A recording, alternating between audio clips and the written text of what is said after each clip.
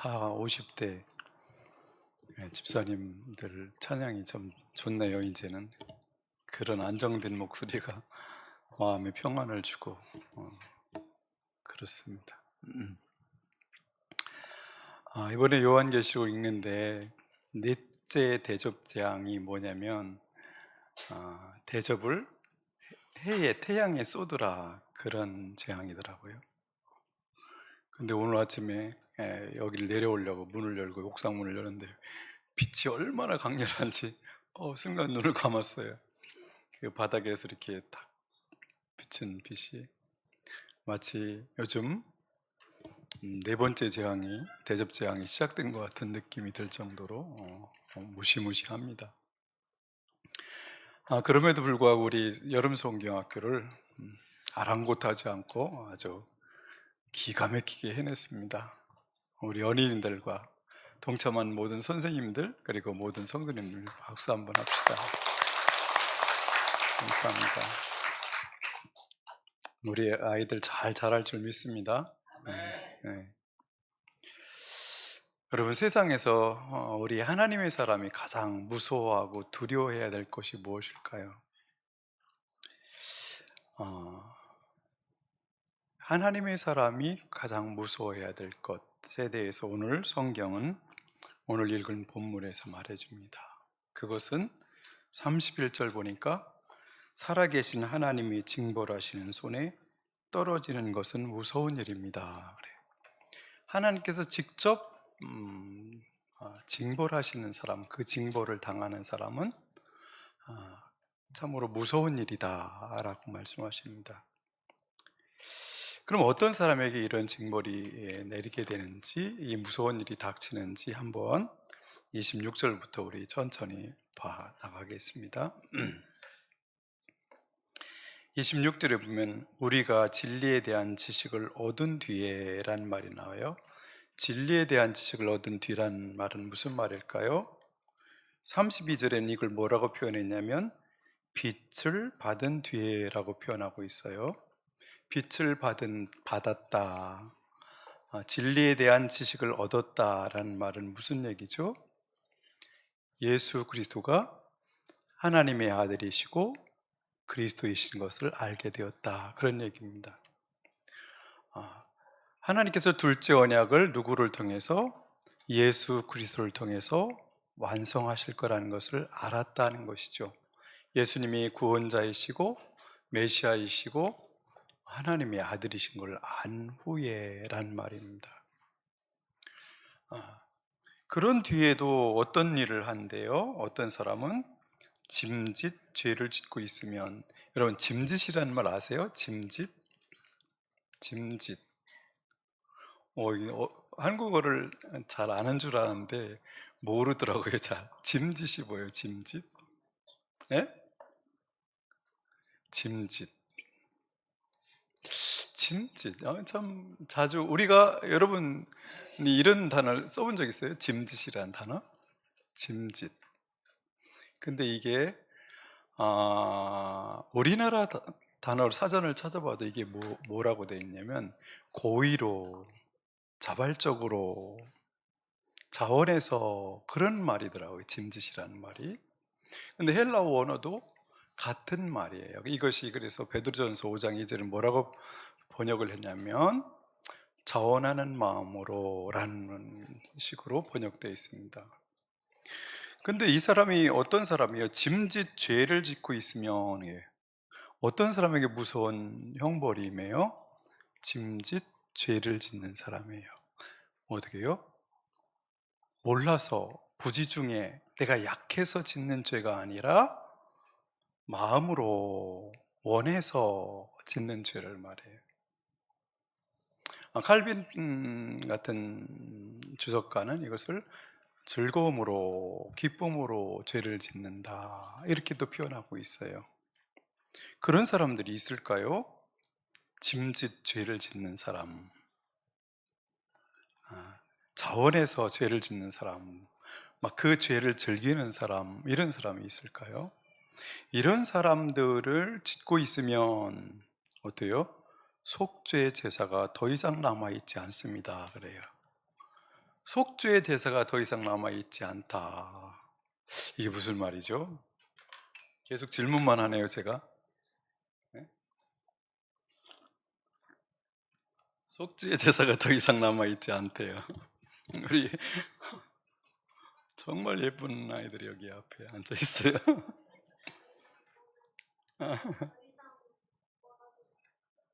아, 그렇죠. 더 이상 구원하지 못한다. 예수님이라는 방법으로 하나님께서 사람들 구원하시려고 했어요. 그죠? 예수님이라는 방법으로 사람을 구원하려고 했어요. 그분을 이 땅에 보내셔서 엄청난 사랑을 보여주셨어요. 내가 너희를 이렇게 사랑해. 내 독생제 위아들을 십자가에서 너희들 대신 심판하실 만큼 죽일 만큼 나는 너희를 사랑해. 그랬어요. 그래서 그 많은 사랑을 세상에서는 만나보지도 못했고, 그런 충격적인 사건을 통해서 하나님은 우리를 구원하시길 원하세요.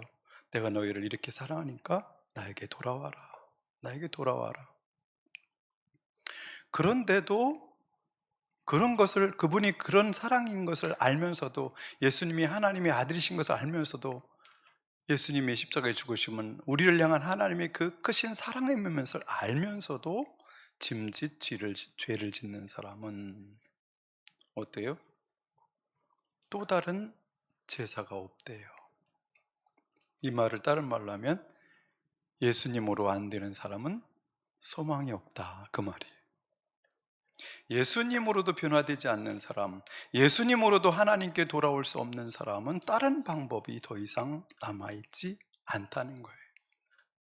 이보다 더 큰 사랑, 이보다 더 큰 방법, 더 엄청난 어떤 방법으로 사람을 구원할 수 있는 방법은 세상에 없다는 것이에요. 다음, 또 다른 속죄가 남아있지 않아요. 또 다른 방식으로 구원할 수 있는 길이 없다는 거예요. 근데 여기서 짐짓 죄를 짓는다는 말이 무슨 말일까요? 어떤 죄를 말할까요? 여기서 짐짓 죄를 짓는다. 자원에서 짓는 죄? 이 죄는 뭐 어떤 종류의 죄일까요? 이걸 이 저자가 말하는 것만 찾아서 한번 가보자고요. 29절로 가보겠습니다. 29절. 하나님의 아들을 짓밟고 자기를 거룩하게 해준 언약의 피를 대수롭지 않게 여기고 은혜의 성령을 모욕한 사람이라고 표현하고 있어요. 어떤 사람이요? 하나님의 아들을 짓밟았다. 예수님이 이 땅에 오셨을 때 그를 무시하고 짓밟은 존재가 어떤 존재들이요? 대제사장들과 그를 따른 무리들이었어요. 헤롯의 무리들이었고 빌라도의 무리들이었어요. 그런데 그와 같이 예수님을 동일한 방법으로 무시하고 짓밟는 존재들이 있다는 것이죠. 그런 죄를 짓는 거예요. 언약의 피를 대수롭게 없이 여겨요. 언약의 피. 하나님께서 이런 방법으로 우리를 구원하시겠다는 그 사랑, 우리를 이렇게 사랑하셨다는 그것을 아주 아무것도 아닌 것처럼 여기는 사람들이 있다는 것이죠. 성령께서 그 사람 속에서 아무리 역사해도 전혀 마음이 변화되지 않고 하나님의 그 사랑의 마음을 경험하지 못하는 사람이 있다는 것이죠. 이런 걸 뭐라 그래요? 예수님을 처음은 믿었지만, 그죠? 진리에 대한 지식을 얻었지만 결국 어떻게 해요? 예수님에 대해서 돌아선 사람들, 예수님을 믿다가 돌아선 사람들 얘기하는 거예요. 칼빈은 이걸 뭐라고 했냐면, 교회 공동체에서 떠나서 다시 유대인 공동체에 돌아가는 사람들이라든지 그런 사람들이라고 해석을 하고 있어요. 결국 그러니까 여기서 짐짓 죄를 짓는다는 건 어떤 거예요? 예수님을 믿다가 돌아서서 다시 세상으로 나간 사람들, 교회를 떠난 사람들, 그 죄에 대해서 말하는 거예요. 그 사람들에게는 어떻게 해요? 또 다른 방법, 그 사람들 구원할 방법은 남아있지 않다는 것입니다. 그러면서 28절에 이런 말을 해요. 모세 율법을 어긴 사람도 두세 증언이 있으면 가차없이 사형을 받았는데 예수님을 통해서 이런 엄청난 은혜를 받고도 돌아서는 사람은 어떻다는 거죠? 27절에 이 사람들을 기다리고 있는 건 뭐래요? 남아있다고 예상할 수 있는 것은 무서운 심판과 반역자들을 삼킬 맹렬한 불뿐입니다.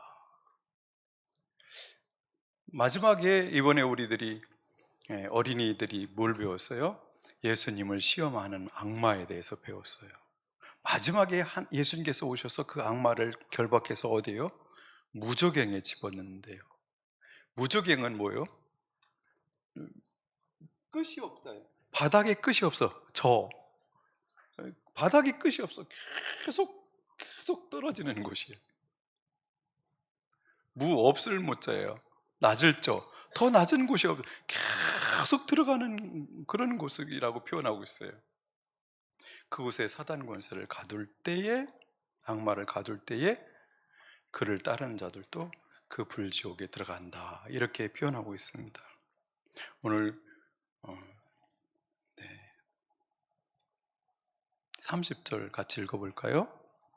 원수를 갚는 것은 내가 할 일이니 내가 갚아주겠다 하고 말씀하시고, 또 주님께서 그의 백성을 심판하실 것이다 하신 분을 우리는 알고 있습니다. 살아계신 하나님의 징벌하시는 손에 떨어지는 것은 무서운 일입니다. 그렇습니다. 여러분, 우리 중에 이런 사람이 하나도 없기를 소망합니다. 근데 32절로 가겠습니다. 분위기가 좀 바뀝니다. 험악한 분위기에서 조금 바뀌는데 한번 보겠습니다. 여러분은 빛을 받은 뒤에 고난의 싸움을 많이 견뎌낸 그 처음 시절을 되새기십시오. 여기서 또 어떤 단어가 좀 풀이하고 넘어가야 될 것 같은 단어가 뜨죠. 뭐예요? 고난의 싸움이라는 거예요. 고난의 싸움이라는 말을 우리는 처음 들어봤어요. 여기서, 그죠? 고난의 싸움. 어떤 고난의 싸움이 있었죠? 이 사람들에게 밑에 한번 가볼까요? 33절에 나와요. 어떤 고난의 싸움을 싸우는지. 첫째는 모욕과 환난을 당했대요. 여러분, 모욕과 환난을 예수님께서 이 땅에 오셨을 때 당했죠. 어떻게 해요? 빌라도 법정에 갔을 때 군인들이 예수님을 벌거벗기도 하고, 그리고 다른 옷을 입히기도 하고, 얼굴에 침을 뱉기도 하고, 눈을 감아보라고 하고, 뺨을 싸다게 때리면서 누가 때렸나 맞춰보라고 약 올리기도 하고, 이 갈대 지팡이가요, 우리는 갈대면 이렇게 가늘어 보이잖아요. 그런데 이스라엘 쪽의 갈대는 이렇게 굵어요. 대나무 같아요. 그 갈대 지팡이로 가시관을 쓴 머리를 탁탁 때리기도 하면서 수치와 모욕을 줬어요. 네가 하나님의 아들이면 누가 때렸는지 알아맞혀봐, 그러면서 막 계속 놀렸어요. 그리고 십자가에 달릴 때는 어떻게 해요? 벌거벗긴 몸으로 십자가에 달려요. 옷을 입은 상태가 아니라 아주 모든 게 다 보이는 상태에서 십자가에 옷을 박힙니다. 그럼 밑에 사람들이 막 뭐라고 모욕을 주죠? 머리를 흔들면서 막 조아리면서 네가 하나님의 아들이거든 십자가에서 내려와라, 내려와, 막 그러면서, 평상시에 예수님을 통해서 병고침을 받았던 사람들도 거기에 껴있고 막 수많은 사람들이 그런 짓을 했어요. 근데 예수님이 그렇게 당했던 그 일을 예수님을 믿는다는 것 때문에 동일하게 수치와 모욕을 당하는 사람들이 있다는 거예요. 지금 이 편지를 받고 있는, 히브리서의 편지를 받고 있는 사람도 어떤 사람들이요? 예수님을 믿는다는 것 그거 하나 때문에 로마의 엄청난 권력 앞에서 그들에게 모욕을 당하고 있어요. 수치와 모욕을 당하고 있어요. 또 어떤 일을 당하고 있어요? 고난의 싸움이, 어떤 고난의 싸움이 있어요? 구경거리가 됐어요. 사람들이 가운데 세워놓고 막 돌을 던지기도 하고 모욕을 주기도 하고, 이런 일들이 지금 로마 시대만 있는 게 아니라 지금 예수 믿는 사람들이 세계 방방곳곳에서 그런 일을 당하고 있어요. 여러분, 옛날에 조유중 선교사님이 파키스탄 사람들이 신앙생활한 얘기 들어보셨잖아요. 지나가다가 신나를 괜히, 신나가 아니 뭐죠? 얼굴에다 확 뿌려. 그럼 막 이런 데가 타. 그리스도이라는 거 이름 하나 때문에. 그럼 사람들이 왜 그랬냐고 따지지도 못해. 뭐라고 하면 이 사람이 신성 모독했다고 그런 한마디에 그냥 당하는 거예요. 똑같은 직장을 들어갔는데 어떻게 돼요? 어떤 사람은 자기 실력은 300만 받을 수 있는 사람이 예수님을 믿는다는 것 때문에 50만 원도 못 받는 그런 일들이 계속 당하고 있어요. 이런 일들이 히브리서의 편지를 받고 있는 사람들은 지금 그걸 당하고 있다는 거예요. 보자고요. 밑에 또 어떤 일이 있어요? 그런데 이 사람들은 그런 어려움을 당하면서도 이제 예수 안 믿을래, 포기할래 하고 포기한 게 아니라 어떻게 했대요? 그런 처지에, 같은 처지에 놓인 사람들이 뭐가 됐어요? 친구가 됐대요. 와, 이거 쉬워요, 어려워요? 내 친구가 저기서 모욕을 당하고 있어요, 어려움을 당하고 있어요. 가서 친구가 되려면 똑같은 것을 당해야 될 수밖에 없는 상황이 벌어지잖아요. 그럼에도 불구하고 이 사람들은 그렇게 했다는 거예요. 또 어떤 일을 했대요? 자기만 당한 게 아니라 여러분은 감옥에 갇힌 사람들과 고통을 함께 하였고. 왜 감옥에 갇혔어요? 이 사람들이 예수를 믿는 것 때문에 감옥에 갇힌 사람들에게 찾아갔어요. 사식을 넣어주기 위해서, 먹을 것을 공급하기 위해서 찾아가셨어요. 마태복음 25장 보면 예수님께서 이런 말씀을 하세요. 너희들은 내가 배고플 때 먹을 것을 주지 않았고, 내가 헐벗을 때에 입을 것을 주지 않았고, 내가 목마를 때에 마실 것을 주지 않았다. 우리가 언제 그랬습니까? 그랬더니 이 작은 자에게 하지 않은 것이 나에게 하지 않은 것과 같다, 그렇게 말씀하셨어요. 그런데 오른쪽에 있는 사람들을 향해서 예수님께서 이렇게 말씀하세요. 너희는 내가 배고플 때 먹을 것을 주었고, 내가 목마를 때 마실 것을 주었고, 헐벗을 때 입을 것을 주었다, 이렇게 말씀하세요. 제가 언제 예수님께 그런 것을 준 적이 있습니까? 그랬더니 뭐라고 그래요? 이 작은 자들에게 한 것이 다 내게 한 것이라고 말씀하셨어요. 히브리서를 받는 그 성도들은 어땠어요? 자기들만 당하고 끝난 게 아니라 그렇게 고통당하는 사람들에게 찾아가면 불이익을 당할 것을 알면서도 그렇게 감옥에 갇힌 자들 가서 돌보고 먹을 것을 공급해주고 필요를 채워주는 일을 계속했다는 것입니다. 그리고 한 걸음 더 나가서 어떤 일을 당했대요? 또한 자기 소유를 빼앗기는 일이 있어도, 예수를 믿는다는 것 때문에 소유를 재산을 빼앗아가는 일이 있어도 그보다 더 좋고 더 영구한 재산이 있다는 것을 알고서 그런 일을 기쁘게 당하였습니다. 여기 동의할 수 있어요, 여러분? 기쁘게 당하였다는 말에? 예수 믿는다는 것 때문에 막 법이 잘못된 법이 있어서 예수 믿는다는 것 때문에 재산을 빼앗겨. 근데 그 재산을 빼앗길 때 기쁨으로 빼앗겼대. 이건 실제가 아니다. 1번, 2번, 그래도 이건 실제일 것이다.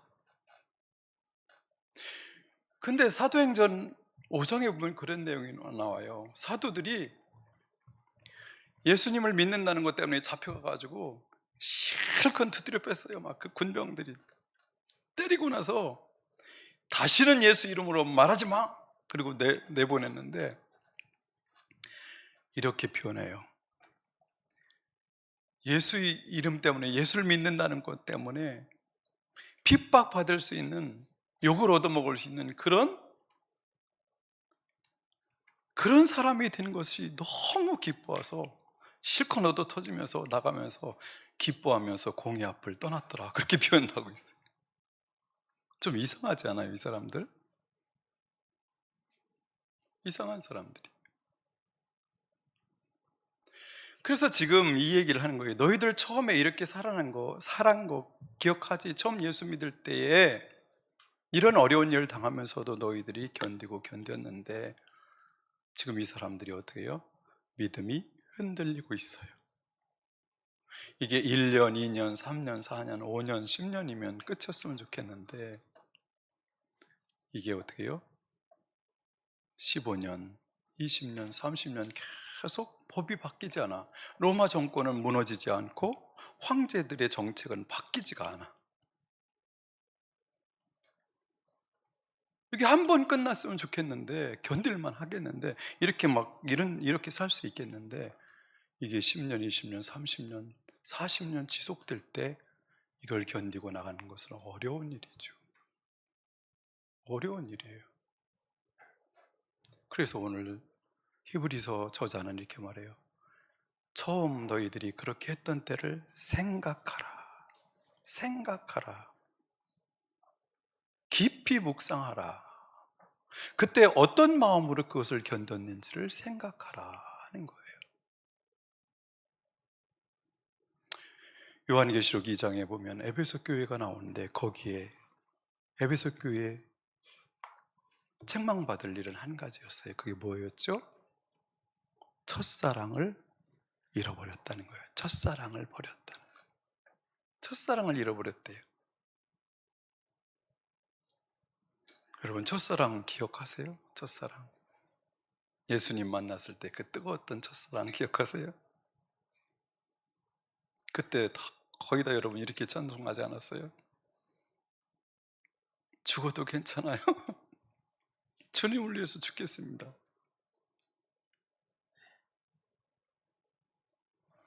아까 우리 찬양한 것처럼 우리 찬양단이 찬양단 이름이 뭐예요? 여성 중창단 이름이? 예?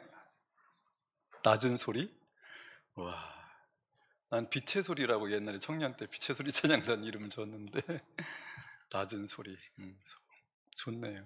그 찬양 가사도 그런 내용들이 나왔잖아요. 그죠? 세상에 가진 것이 없어도 괜찮아요. 그런 얘기. 예수로 충분하기 때문이에요. 제발 그렇게 되시길 바랍니다.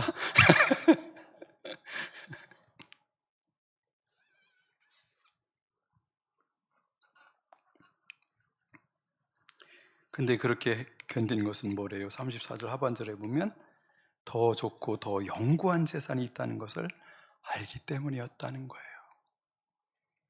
이럴 수도 있죠. 아, 그때는 내가 제정신이 아니었어. 이럴 수도 있죠. 우리 집사님들도 옛날에 그렇게 충성했었는데 요즘은 힘이 빠진 사람들도 있는데 아, 그때는 예수 믿고 나서 제정신이 아니었어. 그럴 수도 있죠. 근데 그것보다는 이분들은 왜 그랬대요? 영구한 재산이 있다는 것을 알고 기쁘게 당했다고 말씀하십니다. 자, 이제 한 가지 주제만 다루면 끝납니다. 35절부터 39절. 그러므로 여러분의 확신을 버리지 마십시오. 그 확신에는 뭐가 있어요? 큰 상이 붙어 있습니다. 여러분이 하나님의 뜻을 행하고서 그 약속해 주신 것, 그게 뭐예요? 큰 상이죠. 그 약속해 주신 것을 받으려면 그것이 39절에 가면 뭐라고 돼 있어요? 생명을 얻는 거죠. 영생을 얻는 거예요.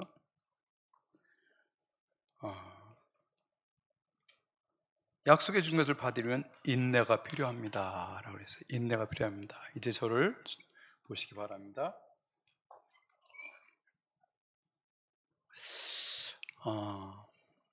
전에 조용 목사님이라는 분이 와서 설교를 할 때 소개해준 책이 있어요. 기억하실지 모르겠어요. 인내의 발효, 초기교회와 인내의 발효라는 책이에요. 여러분, 인내가 발효한다, 어떤 느낌이에요? 그냥 인내가 발효한다. 인내는 그냥 견디는 거라고 생각했는데 그 저자는 한 걸음 더 나가서 인내하라는 걸 넘어서서 인내는 발효돼야 된다 이렇게 말해요. 그럼 발효가 되는 게 뭐예요? 발효? 제 방에 가면 보이차 항아리가 이렇게 있어요. 어제 우리 어린이들 제 방에 다 왔었는데 여기 목사님 집이에요 이러고 오는 친구들이 있더라고요. 근데 보이차 항아리가 있는 건 못 봤을 거예요. 못 봤죠? 봤어요? 항아리 하나 있는 거 봤어요? 책상 밑에 있는 거 봤어요? 현우 봤대요. 거기에는 보이차가 들어있단다. 근데 거기 항아리를 이렇게 뚜껑을 확 열면 발효되는 그 향이 확 올라와요. 마치 옛날에 우리 시골에서 술 담았을 때 술이 발효될 때 올라오는 것들 향이 확 올라오거든요. 그 향을 취하면 이래 돼요. 이렇게 돼요. 너무 좋아, 그게. 그 발효 향이 기가 막혀요. 근데 발효되면 발효되지 않은 생차와 발효가 10년, 15년, 20년 된 차하고는 다르거든요. 그 효능이, 차를 마셨을 때 효능이 완전히 달라요. 술도 그냥 그 성분이 발효되지 않은 상태에서 그건 술이라고도 하지 않지만, 술도 어떻게 돼요? 술 처음에 포도주를 담아요. 그럼 그게 발효가 점점 몇 년 되면 어떻게 해요? 나중에는 수화가 일어나요. 수화가 뭔지 알아요? 포도주 알갱이에 얇은 물이 이렇게 막을 형성하게 돼요. 오래 발효가 잘 된 포도주는 그래서 처음에 마실 때는 취하지 않아요. 왜? 물이 감싸고 있기 때문에. 근데 조금 지나면 어떻게 해요? 물이 이렇게 사라지면서 터지면서 어떻게 돼요? 속에서 그 술의 기운이 확 올라오게 되죠. 이런 술에까지 가기가, 일반 술은 쉽지가 않아요, 이게. 근데 오늘 그렇게 보이차가 발효되는 것처럼, 포도주가 발효되는 것처럼 인내가 발효돼야 된대요. 인내가 발효돼야 된대요. 사랑이 발효되고 믿음이 발효돼야 된대요. 그럼 어떻게 돼요? 주위 사람들에게 좋은 영향을 끼치는데 한 두세 가지만 얘기할게요. 첫째는, 인내가 발효된다는 것은 내 개인적인 신앙이 예수님을 닮아간다는 말입니다. 이때 당시 이 사람들이 어떻게 해요? 자기들을 박해하는 사람들에게 막 군대를 형성해서 가서 싸웠어요? 안 싸웠어요? 안 싸웠어요. 그냥 다 당했어요. 뺏기면 뺏고, 모욕을 주면 모욕을 주는 대로 받고, 패면 맞고. 왜 대적을 하지 않았을까요? 로마 군대와 싸울 수 없다면 특공대라도 만들어서 막 가서, 그죠? 지금 이슬람교가 하는 것처럼 그런 방식으로라도 싸워야 될 테니 그런 방식으로 택하지 않았어요. 이 사람들은 예수님이 그렇게 당하시면서도 십자가에서 돌아가시면서 저들의 죄를 용서하여 주시옵소서, 알지 못해서 그랬습니다 하는 것처럼, 이 사람들도 싸울 힘도 없었지만 그것 때문에 분노하지도 않았고 그들에게 대적하지 않았어요. 어떻게 했어요? 그냥 당했어요. 어떻게? 기쁜 마음으로 당했대요. 와, 이 단계로 점점 더 우리의 신앙이 발효되기를 원합니다. 예수님을 닮아가기를. 두 번째는, 그런 공동체를 만들어냈어요. 그런 공동체. 어떤 공동체? 그 인내의 발효라는 책에서 이런 말을 해요. 그때 당시 로마 시대 전에만 해도 그 소크라테스나 아리스토텔레스가 있을 당시만 해도 이런 말이 나왔어요. 노예는 사람이 아니다 그랬어요. 그래서 노예들은 말을 못 하겠어요. 말을. 뭐만 했어요? 알아듣고 내 순종만 하게 했지 말을 못 하게 했어요. 그럼 짐승과 노예의 차이는 뭐냐? 말도 못 하니까 노예는 사람의 말을 알아듣는다는 것이 다르다, 이렇게만 얘기할 정도였어요. 근데 어때요? 어떤 공동체를 이 사람들을 만들어냈냐면, 그런 어떤 상황 속에서 교회 공동체는 귀족과 노예가 같은 한 상에서 밥을 먹었어요. 이건 정말로 놀랍고 파격적인 일이었어요. 그리고 심지어 노예였던 사람들이 교회 지도자가 돼서 말씀을 가르치고 귀족이었던 사람들이 와서 말씀을 배우는 경우도 있었어요. 세상의 모든 상식과 문화와 모든 법을 한 번에 그 공동체에서 다 깨버렸어요. 사랑의 공동체 하나를 만들어내는 것으로. 인내의 발효는 뭐예요? 그냥 세월만 보내는 게 아니라 그렇게 내가 속한 예수 공동체, 교회 공동체를 어떤 공동체로 만드는 거예요? 사랑의 공동체, 섬김의 공동체, 모든 신분과 모든 것을 파괴시키는 공동체, 오직 사랑으로만 사람을 모든 사람들 귀중히 여기는 그런 공동체, 세상에는 찾아볼 수 없는 공동체, 이런 교회 공동체를 세워나가는 것입니다. 이것이 우리 교회가 할 일입니다.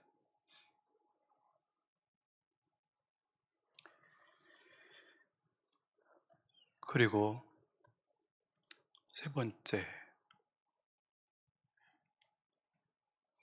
세상을 지금 광화문에서 막 데모하는 극단적인 기독교인들처럼 그런 방법을 하지 않고 그런 공동체를 살아내므로 세상에 영향력을 끼치는 공동체예요. 그때는 가서 전도하지 않았어요. 말로 전도하지 않았는데 놀라운 얘기를 듣는 거죠. 쟤들은 모이면 노예와 귀족들이 같이 밥을 먹는데, 그러면서 지속적으로 그렇게 빼앗기가 없는 가운데도 어때요? 질병으로 고통당하는 사람들 가서 돌보고, 예수 안 믿는데도 불구하고 자기들보다 더 가난한 사람이 있으면 가서 돌보고 도와주고,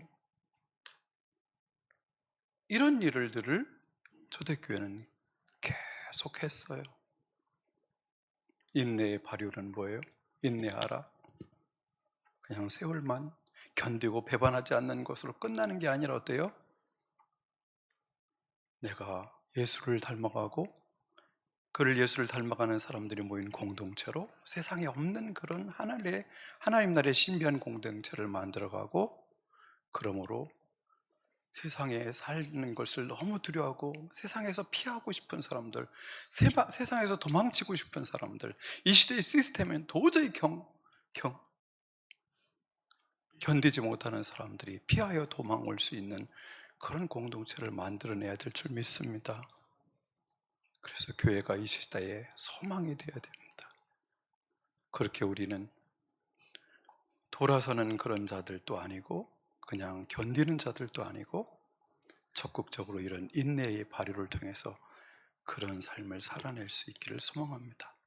마침내 약속하신 생명을 받는 우리가 되기를 소망합니다. 아멘. 우리 기도합시다. 기도하겠습니다.